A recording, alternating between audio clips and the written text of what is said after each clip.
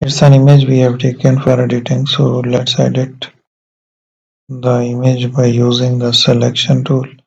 We will take some part of the image to get edition, so we can add some tiles into it. We will make 30 tiles.